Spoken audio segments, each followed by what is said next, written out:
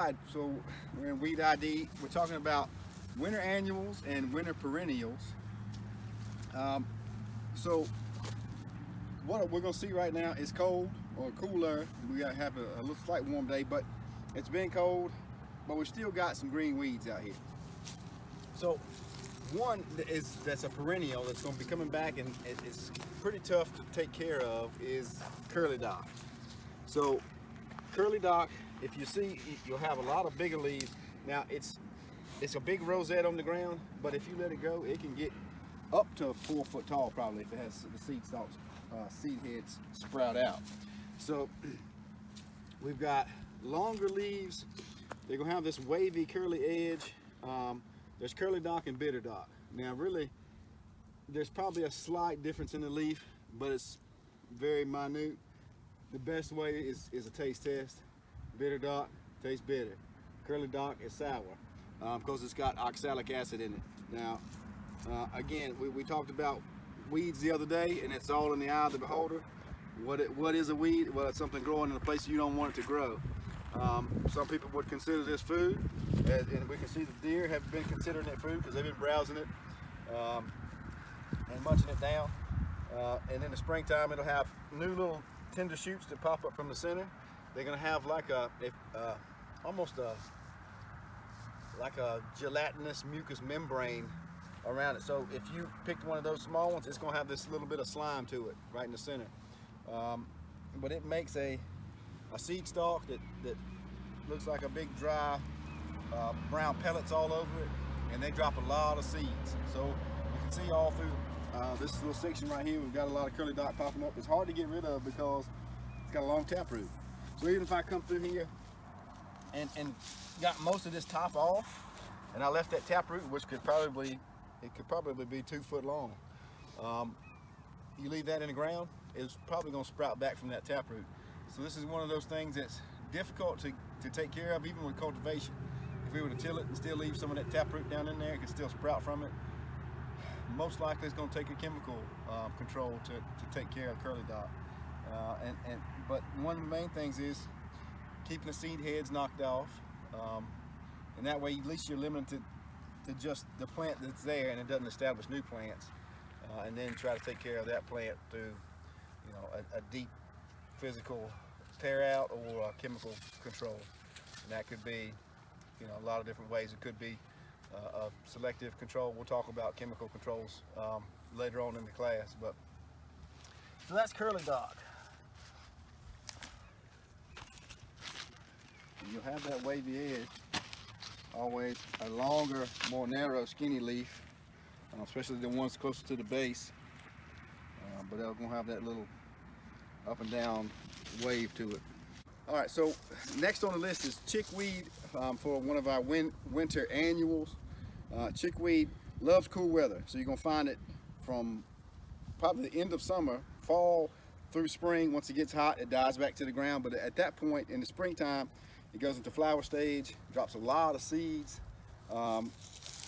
So you got two types of basic chickweed. You got common chickweed, which, if we see, it's got opposite leaves, and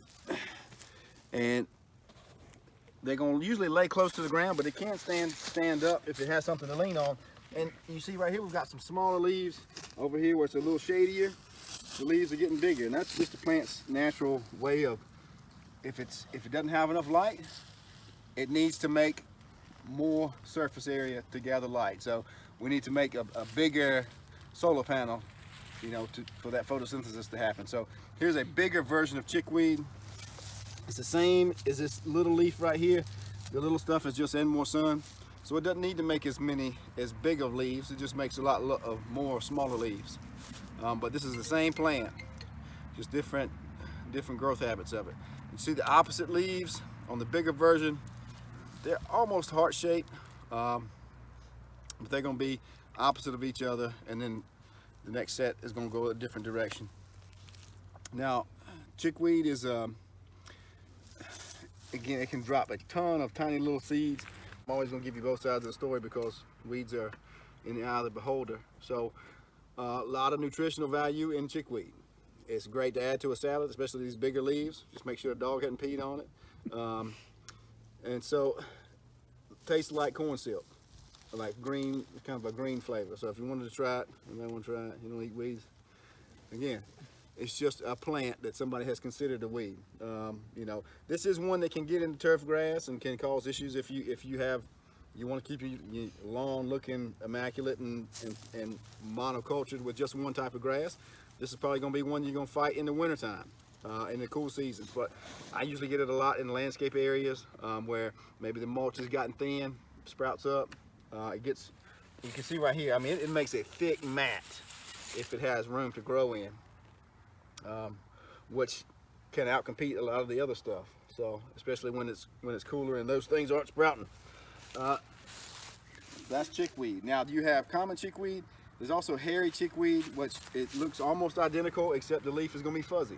Have a little fuzz on the leaf, but it's just a different species of chickweed. So you got common chickweed, hairy chickweed. So another weed. Now this one is not a native, which a lot of the things that we consider weeds may not be native. They may have been brought over as, you know, colonists traveled over, as planes, trains, automobiles, ships have come now with global economy. Things come in all the time. Usually we'll probably have 1 or 2 new species or more per year that become something that may cause a problem economically with agriculture or landscaping, whatever. So as we travel the globe more and more and more, the more people move around, the more things travel from other countries. This is Japanese honeysuckle. Now we have a native honeysuckle that is not half as prolific as the Japanese honeysuckle.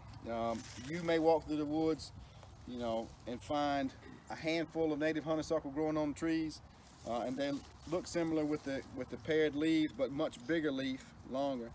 Japanese honeysuckle is semi-evergreen. If it got really, really, really cold, again in the teens to single digits, it would burn these leaves back. Otherwise, they're going to stay fairly green. Now we can see there's some cold damage that has happened because the leaves have curled. In the summertime, they would be opened up and a lot more flat. This is the one that has yellow and gold flowers that most people think of breaking it off, sucking the nectar out of. Japanese honeysuckle, but it can become a real problem in the landscape.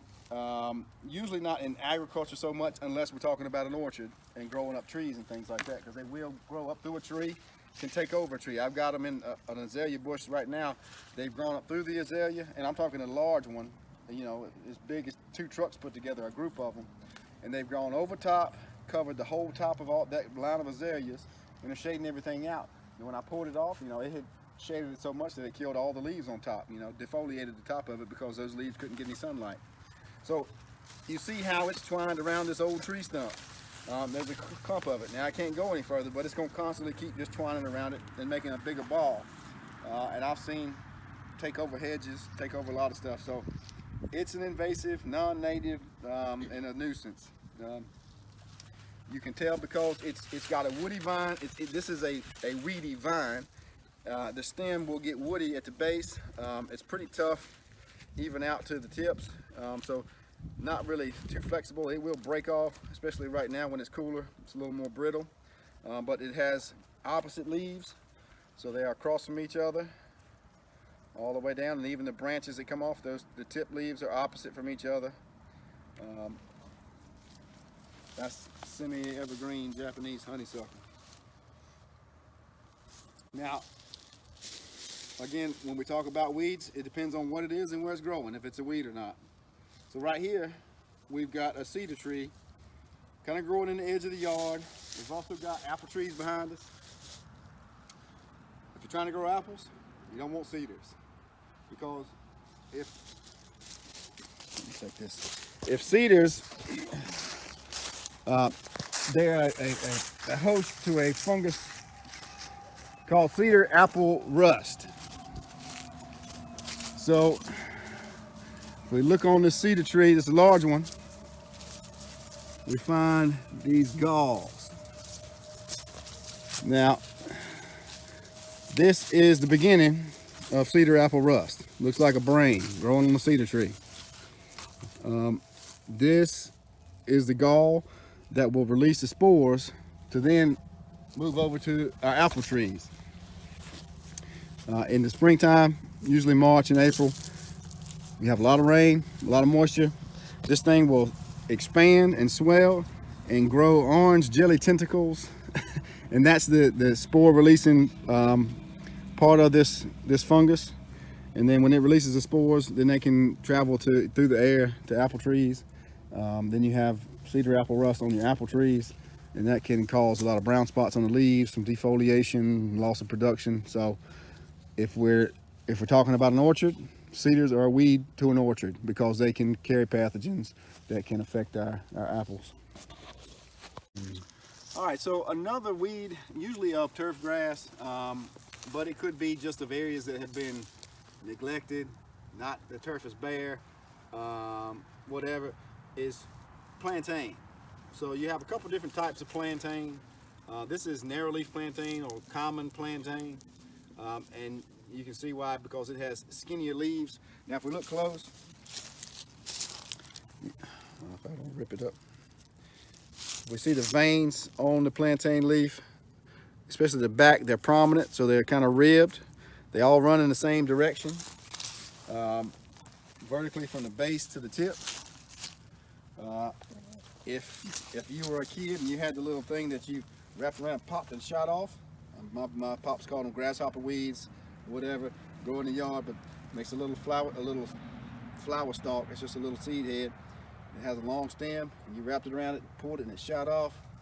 That's common plantain. Is there a difference between common and buckhorn plantain, or they? That's a good question. I asked the same question, and Yeah. I haven't found a great answer. I feel like they're almost the same. Yeah, thing. on the state agronomy They test, call it buckhorn. buckhorn. So I think it's one of those common names: buckhorn, narrow leaf, common plantain. To me, they're all the same, but there may be a slight difference. So plantain, again, if you know, other than being a weed, a little history behind it. That the Native Americans said that narrow leaf plantain and broadleaf plantain were white man's footsteps or footprints, because anywhere a white man went, this followed behind. It would pop up. This is not a native plant. It came from Europe and was brought over here either for purpose, you know, on purpose or not on purpose. It came with Europeans when they came over here. Now, this is a good medicinal plant. So if you get sunburn, stings, insect bites, this acts just like aloe in a sense. It's only second to aloe because it's got lanolin in it, vitamin E, some other things, so it can take the burn out of a sunburn. If you take these leaves, summertime, you know, if I paddled all day with my shorts on fishing, had sunburn, get to camp, find some of this, because it's going to grow just about anywhere the turf grows, and you break it off, crunch it up, and you may have to chew it and get it wet, or take some water and get it wet and make a paste out of it. You rub that on, in about 5 minutes, burn's gone. It takes the burn out. Again, the same thing with insect bites and stings. So it's a good medicinal plant to know. One that looks similar, but we can check it out and find an easy way to tell the difference, is cudweed. So it's going to have a similar growth habit where it's low to the ground, kind of sprawling out, and eventually will make a short little seed stalk. But cudweed, if we look closely at the leaf, doesn't have the prominent veins that run parallel to the stem. And if you look at the back of it, it's a white fuzzy or silvery back to the leaf. And so cudweed gets his name because, you know, what cows chew the cud. It takes a long time. This stuff is tough, so if you were to chew on it, it's going to take you a long time to try to chew it up, because it is pretty tough when it comes to chewing. It's got a lot of, even if you break it, you can see the fuzz and all the little fine textured hairs coming off the back of it. So you see all that when I broke it, all that is holding that together and making it dense. So it'd be like chewing dried up sawdust, you know, just. But that's cudweed. Cudweed is there's a couple different types of cudweed, but it's always going to have that fuzzy silver back to it versus your plantain, which has, you know, it's going to be pretty much the same color on both sides and those prominent vertical veins or elongated veins.